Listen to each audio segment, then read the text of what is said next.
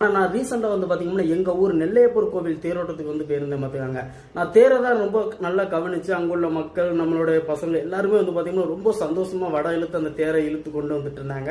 அப்போ யதார்த்தமாக வந்து பார்த்தீங்கன்னா அந்த தேருக்கு மேலே நான் பார்க்கேன் ரிஷப கொடிக்கு மேலே வந்து பார்த்தீங்கன்னா கிட்டத்தட்ட ஒரு 10-15 அடிக்கு மேலே வந்து பார்த்தீங்கன்னா ஒரு பருந்து அந்த தேரையே சுற்றி வந்துட்டு இருக்கு மக்கா. அந்த பருந்து வேற எங்கேயுமே போகலை, அந்த தேரை மட்டும்தான் சுற்றி வந்துட்டு இருந்து நம்ம திருநெல்வேலி சீமை நெல்லையப்பர் கோவில் தேரோட்டத்தில் நான் இந்த வருஷம் தான் தேரோட்டத்துக்கு போயிருந்தேன். இந்த வருஷம் பார்த்தேன், உண்மையிலே சூப்பரா இருந்துச்சு.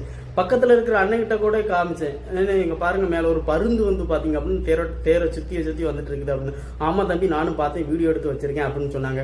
உண்மையிலே வந்து பாத்தீங்கன்னா ரொம்ப சந்தோஷமா இருந்துச்சு. ஆகா இப்படி ஒரு அற்புதமா இப்படி ஒரு காட்சி அப்படின்ட்டு. உண்மையிலே வந்து பாத்தீங்கன்னா அந்த தேரோட்டத்துக்கு நான் போனதை விட அந்த பருந்து அந்த தேருக்கு நேரா நின்று வட்டமிட்டு சுத்திட்டே இருந்துச்சு பாத்தீங்களா, அதை பார்த்து நான் ரொம்பவே ஆச்சரியப்பட்டேன். உண்மையிலே சூப்பரா இருந்தமாக்கா. இனிமே ஒவ்வொரு வருஷமும் வந்து பாத்தீங்கன்னா நம்ம திருநெல்வேலி நெல்லையப்பர் கோவில் தேரோட்டத்துக்கு நம்மளும் போவோம். நீங்க எல்லாருமே கண்டிப்பா வாங்க.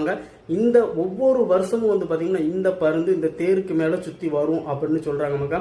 நான் ரீசெண்டா இப்பதான் பார்த்தேன். இனிமே ஒவ்வொரு வருஷமும் போவேன். கண்டிப்பா எல்லாருமே வாங்க. எத்தா சொல்லுங்க மக்கா, திருநெல்வேலிக்காரன்.